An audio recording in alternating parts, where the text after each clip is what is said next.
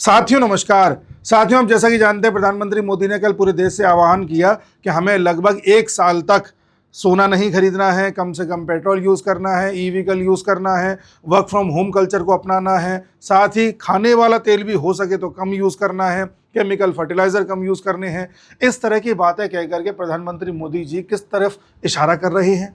क्या Iran war 1 साल से भी अधिक चलने वाला है, या फिर प्रधानमंत्री मोदी भारत को ईरान वॉर में किसी न किसी तरह से कोई प्लेयर बनाने वाले हैं, या भारत का निशाना कोई तीसरा ही देश है?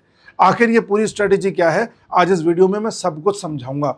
इस वीडियो के बाद आप ये सब समझ जाएंगे कि ये डॉलर का क्या चक्कर होता है, ये क्रूड ऑयल भारत को कैसे प्रभावित कर सकता है, महंगाई कैसे आ सकती है या जा सकती है, कैसे दुनिया के ताकतवर देश झुक सकते हैं अमेरिका जैसे, या आने वाले समय में पेट्रो डॉलर का क्या होगा ये भी आप जान जाएंगे। पेट्रो डॉलर होता क्या है ये भी जान जाएंगे, और ये भी जान जाएंगे कि अमेरिकी डॉलर और रुपए की जो पूरा गणित है, वैल्यू है, ये कैसे सेट होती है। आइए एक एक करके सब कुछ देखते हैं।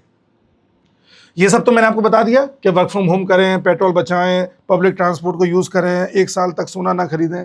क्यों ना खरीदें? क्योंकि जो भी चीज़ आप इनमें से करेंगे, मान लो क्रूड ऑयल है, आप कच्चा तेल बाहर से खरीदते हो तो आपको डॉलर निकाल करके देने पड़ेंगे। मान लो हमने सऊदी से तेल खरीदा तो सऊदी को तेल के बदले में डॉलर देने पड़ेंगे, अमेरिकी डॉलर। तो वो डॉलर जब आप अपने खजाने से दोगे तो आपका खजाना खाली होता जाएगा, और जब आप डॉलर दोगे तो डॉलर की डिमांड बढ़ेगी, क्योंकि हम ही नहीं है जो खरीद रहे हैं, दुनिया में तमाम देश तेल खरीद रहे हैं, सब डॉलर यूज़ कर रहे हैं, डॉलर दे रहे हैं। जब डॉलर देंगे उसके लिए डॉलर होना चाहिए, डॉलर लेकर के आओगे कहीं ना कहीं से, तो डॉलर की जब डिमांड बढ़ेगी तो उसके भाव भी बढ़ जाएंगे, और जब भाव बढ़ जाएंगे तो डॉलर महंगा हो जाएगा। अमेरिका ने जो डॉलर छापा है वो तो गिना चुना उतना ही है, लेने वाले बहुत सारे हो गए हैं, तो वो तो भाव बढ़ा देगा। जिस डॉलर को मैं पहले मान लो 50 रुपये दे करके खरीद लाता था, अब वो डॉलर 95 रुपये दे करके खरीदना पड़ रहा है। ज़्यादा भाव बढ़ा दिया इसका, तो हो सकता है 120 रुपये दे करके खरीदना पड़े फॉर एग्जाम्पल। तो डॉलर के भाव न बढ़ जाएं, इसलिए डॉलर को कम से कम यूज़ करो, बाहर से सोना मत खरीदो। ऐसी कौन सी इमरजेंसी है? आप बात समझ रहे हैं? और हम बात कर रहे थे डी डॉलराइजेशन की। ये जो पूरा ईरान का वॉर हो रहा है, ये आने वाले समय में डी डॉलराइजेशन की ओर लेकर के जाएगा। डी डॉलराइजेशन यानी कि डॉलर की औकात ही खत्म कर दो, जरूरत ही ना पड़े। तो ये अचानक से डॉलर के भाव बढ़ने वाली बात कैसे आ गई? चलिए मैं इस पे आऊंगा। मान लो आप महंगा क्रूड ऑयल खरीदते हो। अगर आप महंगा क्रूड ऑयल खरीद रहे हो तो जाहिर सी बात है कि आपके यहाँ पेट्रोल डीजल के दाम बढ़ जाएंगे। पेट्रोल डीजल अगर बढ़ेंगे तो ट्रांसपोर्टेशन महंगा हो जाएगा। एक जगह से दूसरी जगह ट्रक में जो माल लद के जाता है, फिर चाहे वो एग्रीकल्चर का माल हो, गाड़ियाँ जा रही हों, AC फ्रिज TV जा रहे हों, कुछ भी जा रहा हो, सब महंगा हो जाएगा। क्योंकि ट्रांसपोर्टेशन वाला तो बोलेगा भाई देखो हमारा किराया बढ़ गया है, तो कंपनीज किराए का दाम कहाँ से वसूलेंगी? प्रोडक्ट से वसूलेंगी। यहाँ से फिर महंगाई आती चली जाती है। तो एक क्रूड ऑयल के महंगे होने से पूरे देश की हर चीज़ महंगी होने लग जाती है।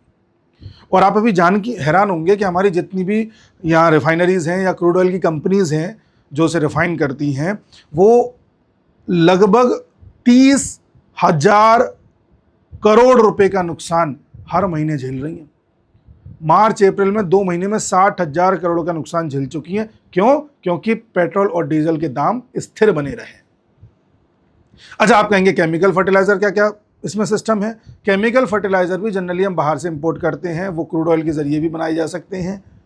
LNG LPG जितनी भी आप देख रहे हैं, CNG वगैरह, ये सब भी गैसेज हम बाहर से ही लेते हैं। ज़्यादातर जो है हम खुद भी तैयार कर लेते हैं, क्योंकि जब आप क्रूड ऑयल को रिफाइन करते हैं तो उसमें से गैस भी निकलती है, लेकिन उस गैस से हमारी पूर्ति नहीं हो पाती है, हमें बाहर से भी खरीदनी पड़ती है। तो इसलिए क्रूड ऑयल महंगा हो रहा है, उसका इम्पैक्ट हम पे ना पड़े, ये सारे कदम उठाए जा रहे हैं। अब मैं आपसे 1-2 चीज़ें और कहने वाला हूं। क्रूड ऑयल अभी कुछ समय पहले ईरान वॉर जब स्टार्ट हुआ था, उस वक्त पूरी दुनिया में क्रूड ऑयल की जो दाम चल रहे थे वो चल रहे थे लगभग $60 प्रति बैरल, जो बढ़ के हो गए हैं लगभग $98 प्रति बैरल। कभी 104 हो जाते हैं, कभी 100 हो जाते हैं, कभी 98, हम 100 मान के चल रहे हैं। ठीक है, मुझे आज भी याद है 2014-15 के आसपास एक टाइम ऐसा भी था कि क्रूड ऑयल के प्राइसेस 120-130 तक पहुंच गए थे। तब तो हमने ऐसा नहीं सुना था, लेकिन आज हम सुन रहे हैं कि 1 साल तक कुछ मत खरीदो। तो क्या भारत को यह भनक लग गई है कि युद्ध 1 साल से ज़्यादा चलना है? आप समझ रहे हैं? तो पहला पॉइंट आप समझिए, क्रूड ऑयल के प्राइसेस का क्या इंपैक्ट पड़ता है डॉलर पे, और क्यों सरकार चाह रही है कि डॉलर हमें ज़्यादा यूज़ ना करना पड़े, क्योंकि कम से कम डॉलर खरीदोगे तो रुपया भी स्टेबल रहेगा, वरना रुपये के दाम बढ़ते चले जाएंगे क्यों डॉलर के भाव बढ़ गए। समझ गए इतनी बात। अब आते हैं दूसरे पॉइंट पर। दूसरा पॉइंट ये है कि साहब अगर इतनी ही मजबूरी है तो डॉलर में ही क्यों खरीद रहे हो क्रूड ऑयल को, किसी और करेंसी में खरीद लो। भाई किसी और करेंसी में खरीद सकते हैं, आप रशिया से खरीद सकते हो दूसरी करेंसी में, हो सकता है ब्राज़ील से खरीद लो, हो सकता है अफ्रीकन कंट्रीज से खरीद लो, हो सकता है आप किसी और देश से खरीद लो, और तो कुछ बचा नहीं खैर। लेकिन ज़्यादातर जो आप तेल मंगा रहे थे अभी तक, वो मंगा रहे थे गल्फ कंट्रीज से। ईरान वॉर स्टार्ट होने से पहले हम इन गल्फ कंट्रीज से जो क्रूड ऑयल मंगा रहे थे वो करीब हमारे टोटल क्रूड ऑयल इंपोर्ट का 50 से 60% इंपोर्ट था। यानी कि 100 लीटर मंगा रहे हो तो 100 लीटर में से 50 से 60 लीटर यहां से आता था। अब क्या हुआ है, धीरे धीरे जैसे जैसे ईरान वॉर आगे बढ़ता चला गया, ये इंपोर्ट घट के रह गया 25 से 30%, और हमने रशिया से इंपोर्ट बढ़ा दिया है। अब हम रशिया से इंपोर्ट ले गए 50% तक। तो सवाल ये उठता है कि हमने गल्फ से तेल लेना तो कम कर दिया है, तो अब कोई ऐसी बाध्यता भी नहीं है कि इनको डॉलर ही दें, हम रशिया से मंगा रहे हैं, और हमने इन गल्फ कंट्रीज की जगह अब ब्राजील से लेना स्टार्ट कर दिया है, वेनेजुएला से लेना स्टार्ट कर दिया है, अमेरिका से लेना बढ़ा दिया है, और कुछ अफ्रीकन कंट्रीज से भी ले रहे हैं। तो जब हम इन सब कंट्रीज से ले रहे हैं, मान लो इन कंट्रीज से और इनसे, तो फिर अमेरिकी डॉलर की इतनी चिंता हम क्यों कर रहे हैं? कारण है। कारण नंबर 1, जब भी आप इन कंट्रीज से कोई भी सामान मंगाओगे तो जाहिर सी बात है बहुत दूर से पानी का जहाज आएगा लेकर के। जब दूर से पानी का जहाज आएगा तो जाहिर सी बात है उसमें भी फ्यूल लगेगा, तो ट्रांसपोर्टेशन महंगा हो जाएगा, तो तेल आपको महंगा मिलेगा, पहला। दूसरा, आजकल जिस हिसाब से ईरान वॉर में कभी भी किसी भी जहाज पर हमला हो जा रहा है तो इंश्योरेंस कंपनीज जो जहाज का इंश्योरेंस करके देती हैं, कल को कुछ हो गया तो हम पैसा देंगे, उन्होंने भी अपने दाम बढ़ा दिए हैं क्योंकि खतरा बढ़ा हुआ है। तो इंश्योरेंस कंपनी के बढ़े हुए दाम को भी हमें झेलना पड़ रहा है। और तीसरी बात यह है कि चूंकि अब यहां पर प्राइस, या कहें कि पूरी दुनिया में डिमांड बढ़ गई है क्रूड ऑयल की, तो हर जगह प्राइसेस भी बढ़े हुए हैं। तो चाहे आप ब्राजील से ले लो, वेनेजुएला से ले लो, महंगा ही मिलेगा, बढ़ा हुआ ही मिलेगा। तो आप ये सोचो कि गल्फ को छोड़ के कहीं और से लेंगे और हमें सस्ता मिल जाएगा, बड़ा मुश्किल है। रशिया भी पहले सस्ता दे रहा था, इस साल के जनवरी तक हमें सस्ता दे रहा था, अभी भी कह तो रहे हैं कि और उनके कंपेरिजन में सस्ता दे रहा है, पर वो ना के बराबर ही सस्ता है। तो हमें अब दूर से तेल मंगाना पड़ रहा है, जो ट्रांसपोर्टेशन में हमारा कॉस्ट जा रहा है। आप समझ रहे हैं बात को? इसीलिए भी हम, अच्छा, इन सब जगहों से आप इंश्योरेंस कंपनीज को पैसा दोगे, ज्यादातर इंश्योरेंस कंपनीज यूएसए की है। आप अगर दूसरे कंट्री से भी मंगाओगे, ब्राजील से भी मंगाओगे, तो अभी आपको ब्राजील को भी डॉलर देना पड़ेगा। वेनेजुएला में यूएस की कंपनीज तेल निकाल रही हैं, उनको डॉलर देना पड़ेगा। अमेरिका को भी डॉलर ही देना पड़ेगा। ब्राजील से हमने इस साल की शुरुआत में बात तो करी थी कि लोकल करेंसीज का कुछ सेटलमेंट कर लेते हैं, पर वो अभी तक हो नहीं पाया है, इसलिए ब्राजील से भी डॉलर में ही लेना पड़ रहा है। और इन कंट्रीज के पास अपनी कोई ऐसी मजबूत करेंसी है नहीं कि इनकी लोकल करेंसी का उपयोग कर सके, तो यहां से भी डॉलर में मंगाना पड़ रहा है, मजबूरी है। आप बात को समझ रहे हैं? अब आगे बढ़िए।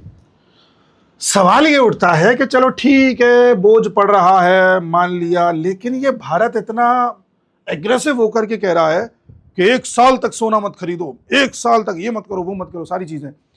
ऐसा क्यों? देखो, ईरान वॉर चल रहा है, अमेरिका ने गल्फ कंट्रीज से 1973 के आसपास एक एग्रीमेंट किया था, पहले सऊदी से किया था, फिर धीरे धीरे 7-8 देशों से और कर लिया था। यह एग्रीमेंट किया था कि तुम सब लोगों को मैं सिक्योरिटी दूंगा, टेंशन मत लो, तुम्हें कुछ नहीं होगा, बदले में तुम इस बात की गारंटी लो कि अपना तेल सिर्फ और सिर्फ अमेरिकी डॉलर में बेचना।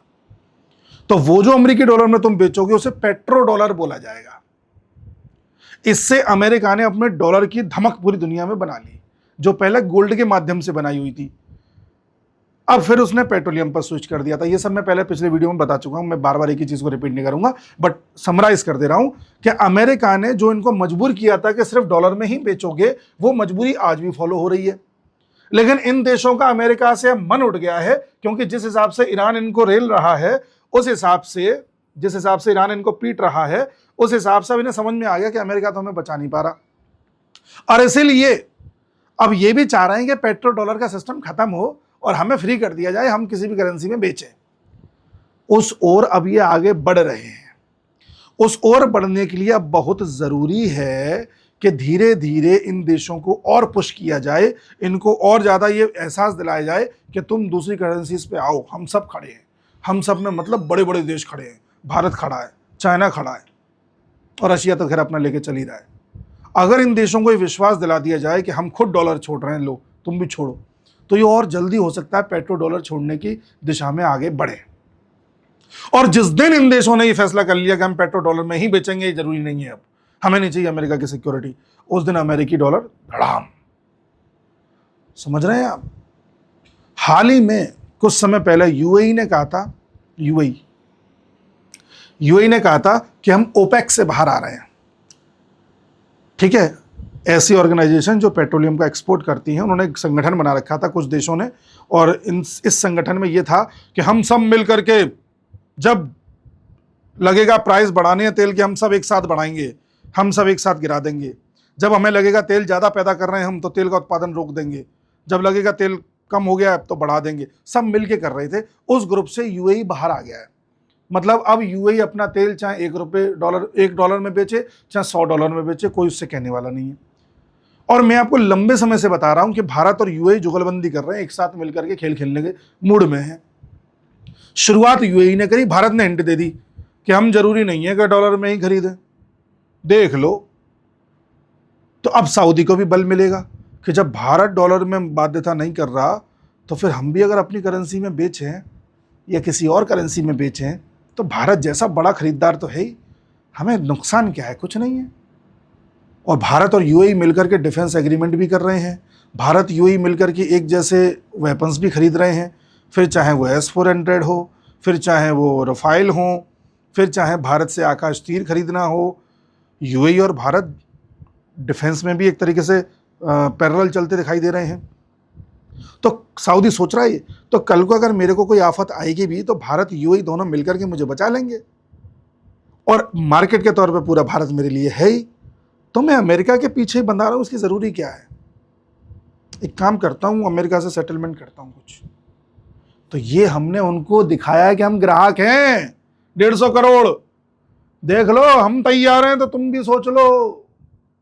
और जितनी जल्दी ये काम हो जाएगा पेट्रो डॉलर के झंझट से बाहर निकलने का, उतनी जल्दी डीडॉलराइजेशन अमेरिका को कमजोर कर देगा। वरना अमेरिका क्या करेगा?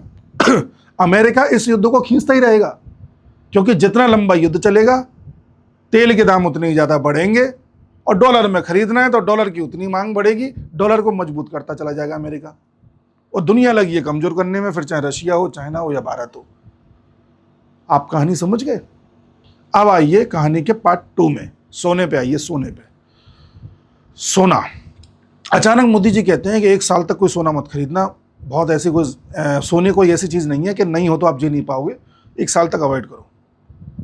जो भारत 2021, 22, 23, 24, 25, 26 की स्टार्टिंग तक दे धनाधन सोना खरीदता रहा है, वो एकदम से कह रहा है कि सोना मत खरीदो।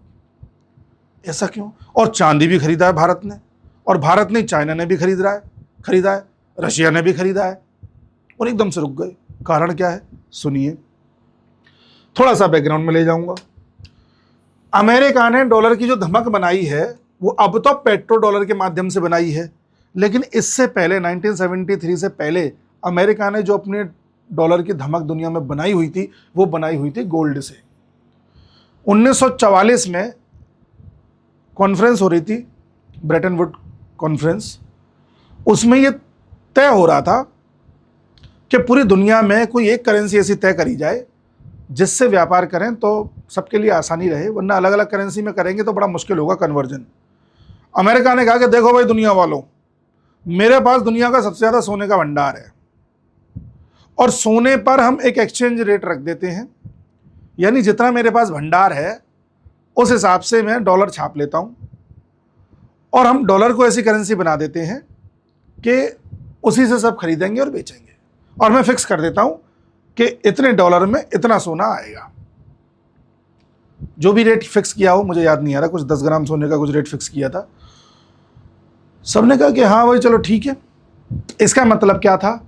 इसका मतलब ये था कि अगर आपके पास, मान लो मैं इंडिया हूं और मुझे अमेरिकी डॉलर चाहिए क्योंकि मुझे तो व्यापार करना है, तो मैं क्या करूंगा, अपने यहाँ से थोड़ा सा सोना ले जाकर के अमेरिका को दे दूंगा, अमेरिका ये सोना ले लो और वो जो रेट तय करिए इसके बदले में उतने डॉलर हमें दे दो। अमेरिका कहेगा ठीक है डॉलर ले जाओ, जाओ करो व्यापार। अमेरिका ने फ्रांस को भी ऐसे दे दिया, यूके को भी दे दिया। अमेरिका पर सोना बढ़ते ही चला गया विद द टाइम, लेकिन एक लिमिट आती है फिर रुक गया, वो नहीं बढ़ पा रहा था। अमेरिका को लगा कि पूरी दुनिया में मेरा डॉलर चल ही रहा है, हर जगह सेटलमेंट डॉलर में हो ही रहा है और सब मेरे को सोना दे ही रहे हैं, सोना तो आते ही रहेगा, एक काम करता हूं डॉलर और ज्यादा छाप लेता हूं। क्योंकि उस समय अमेरिका कई युद्धों में फंस गया था, कोरियन वॉर में फंस गया था, वियतनाम वॉर में फंस गया था, ठीक है। तो इन सब में फंसे रहने के कारण इसे हथियार वथियार खरीदने थे, दुनिया भर में अपनी जासूसियां करवानी थी, तमाम तरह के इसके फंडे थे। युद्ध होता है तो आपको पता है बहुत पैसा खर्च होता है। तो अमेरिका ने सोचा कि मान लो मेरे पास एक्स अमाउंट है गोल्ड का, तो इस एक्स अमाउंट के हिसाब से मुझे मान लो फॉर एग्जाम्पल एक्स डॉलर छाप लिया मैंने, बट अगर यार मुझे जरूरत है थोड़े और ज्यादा की तो एक्स से ज्यादा छाप लेता हूं, मैं एक्स प्लस एक्स डॉलर छाप ले रहा हूं, क्या फर्क पड़ता है। इसने डॉलर ज्यादा छाप दिया, सोने से भी ज्यादा, और छपता चला गया वो। अब इसे लगा कि यार कल को पूरी दुनिया में अचानक से सब लोग मेरे से ये सोना वापस मांगने आ जाए और डॉलर लौटाने आ जाए तो बैलेंस नहीं बन पाएगा। तो यार कुछ ना कुछ ऐसा करना पड़ेगा कि अब डॉलर को किसी और जगह शिफ्ट करो, और ऐसा शिफ्ट करो कि डॉलर की कभी मांग खत्म ही ना हो। फिर इसने ही पेट्रो डॉलर का कॉन्सेप्ट निकाला, और तब 1973 में सऊदी से बात करी कि देखो सऊदी, ये इजराइल तुम्हें कभी भी आकर के रेल देगा, इससे अच्छा ये है कि हम तुम्हें सिक्योरिटी दे देते हैं, इजराइल तुमसे कुछ नहीं कहेगा, टेंशन मत लो, और यूएई तुमसे भी कुछ नहीं कहेगा, और आसपास के बहरीन, ओमान, कतर, तुम सबसे कुछ नहीं कहेगा, इजराइल की तरफ से तुम सब सेफ हो। बदले में तुम एक काम करो, अपना तेल सिर्फ पेट्रो डॉलर में बेचना, या कहेंगे डॉलर में बेचना, मैं तुम्हें सिक्योरिटी दूंगा। वहीं से साइकिल चालू हो गई और डॉलर देखो आज भी चमचमा रहा है, और मोदी जी को आगे कहना पड़ रहा है कि अभी तेल मत खरीदो, हम पे मतलब हम इतना ज़्यादा डॉलर खर्च करने के मूड में नहीं है। समझ गए आप। तो यहां से इसने सेटलमेंट किया था, और अब वही सेटलमेंट अब, अच्छा मैं बात को कंटिन्यू करता हूं। तो यहां से गोल्ड का मैं आपको बता रहा था, गोल्ड, तो अमेरिका ने डॉलर क्यों चला लिया था, उसके पास गोल्ड था दुनिया का सबसे ज्यादा। विद द टाइम क्या हुआ, करता रहा 2021-22 से गोल्ड और सिल्वर जो ये जो गोल्ड और सिल्वर जो भारत, चाइना और रशिया खरीद रहे हैं बड़े स्तर पे, इसका मतलब ये हुआ कि जो गोल्ड पहले अमेरिका के पास था, या कहें कि यूरोप के पास था, अब वो खिसक खिसक के इंडिया, चाइना, रशिया की तरफ आ गया है, और एक अच्छा खासा भंडार हमारे पास गोल्ड का हो चुका है। और गोल्ड एक ऐसी करेंसी है जो अनंत काल से चली आ रही है और आगे भी चलती रहेगी। वो कागज पर डिपेंडेंट नहीं है कि साहब हम तो हमेशा डॉलर में ही बिकेंगे, कभी भी किसी भी करेंसी में बिक सकता है गोल्ड। और इसीलिए जब गोल्ड हमारे पास अच्छा खासा हो गया तो हम आज उस स्थिति में आ गए कि अपनी लोकल करेंसी को आगे प्रमोट कर सकते हैं गोल्ड के एवज में। समझ गए आप। इसीलिए गोल्ड पिछले 1.5-2 साल से आप देख रहे हो लगातार प्राइस बढ़ते जा रहे थे। रशिया ने जब यूक्रेन वॉर स्टार्ट किया था, उससे पहले रशिया ने गोल्ड और सिल्वर खरीदना स्टार्ट कर दिया था। पुतिन ने भारत से, चाइना से मिलकर के भी कहा था कि तुम भी गोल्ड सिल्वर खरीदना चालू कर दो, दुनिया बदलने वाली है। भारत कहता है कि हाँ हमें पता है, हम भी आपके साथ हैं। तो आज हम उस स्थिति में आ गए कि हम पे गोल्ड सफिशिएंट है, अब अमेरिका हमारा कुछ नहीं उखाड़ सकता, अब हम भी डॉलर नहीं दे रहे ज्यादा। लो, जिस ईरान वॉर को अमेरिका सोच रहा है कि मैं 5 साल खींच के दुनिया को ऐसे नचाता रहूंगा, उस ईरान वॉर को हम 1 साल से भी कम समय में खत्म करवा लेंगे। जब तेरा डॉलर कोई पूछेगा ही नहीं, तेरे डॉलर को क्या कर लेगा। आप समझ गए। तो ये जो पूरा प्रकरण है, ये निशाना ना ईरान है, न चाइना है, न रशिया है, न कोई है, ये निशाना अमेरिका है। मूड में है भारत अमेरिका को पेलने के। समझ गए आप। तो अमेरिका अब जिस तरह से डॉलर में फंसता चला जाएगा, या डॉलर के फेर में जो सोच रहा है डॉलर को मजबूत कर लूंगा, वो अब धीरे धीरे देखना युद्ध खत्म करने की दिशा में आगे कदम बढ़ाएगा। और सुनिए, मैं आपको एक चीज और बता रहा था, वो ये कि मान लो डॉलर और रुपी का जो संबंध है वो कुछ इस तरह रहा कि रुपी और कमजोर होता चला गया। आज $1 खरीदने में आपको 95 रुपये देने पड़ रहे हैं।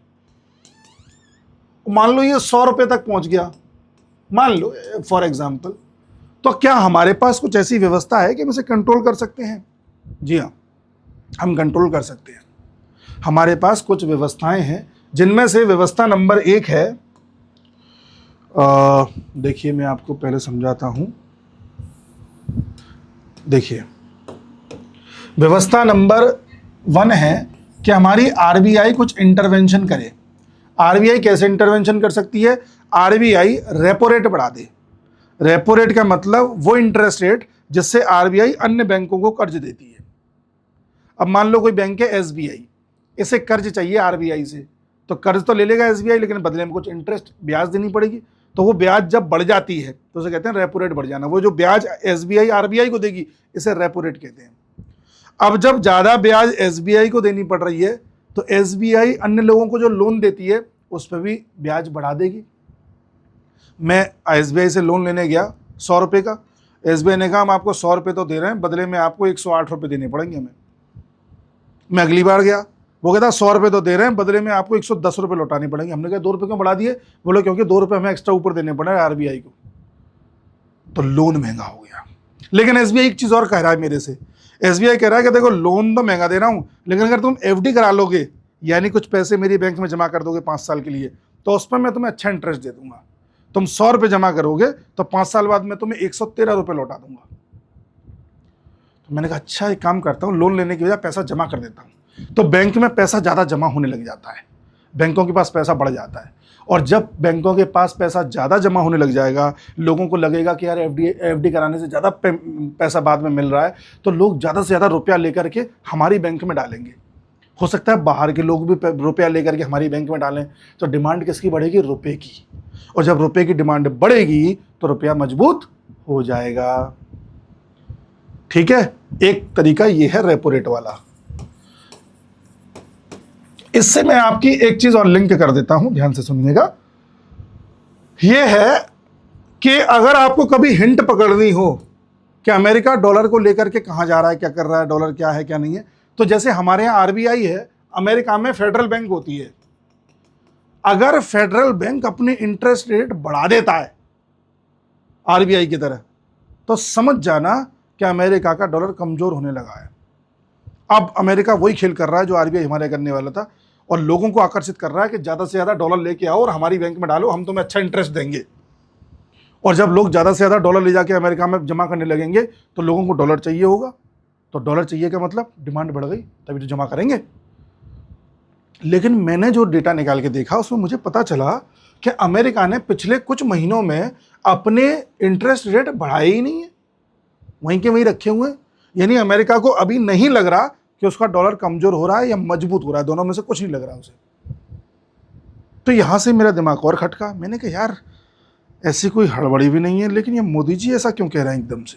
प्रश्न चिन्ह मेरे दिमाग में खड़ा हुआ। खैर, तो ज्यादा से ज्यादा अगर लोग अमेरिका में इन्वेस्टमेंट करने लगे, अमेरिका की बैंकों में पैसा जमा करने लगे, अमेरिकी बॉन्ड खरीदने लगे, तो समझ जाना अमेरिका को ये भय सता रहा है कि मेरा डॉलर कमजोर हो रहा है। इसलिए उसने रेट बड़ी आकर्षक रेट देकर के लोगों को कहा कि आओ डॉलर जमा करो, डॉलर जमा करो। समझ गए? पर अभी ये सब देखने को नहीं मिल रहा।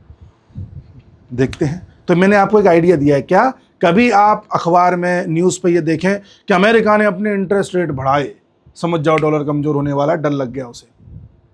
ठीक, आगे आइए। तो ये हमारा एक तरीका है रुपए को मजबूत करने का। दूसरा तरीका है कि हम एक्सपोर्ट बढ़ा दें और इंपोर्ट कम कर दें। यानी कि जो बाहर से चीजें हम खरीदते हैं वो हम कम कर दें और बेचना ज्यादा चालू कर दें।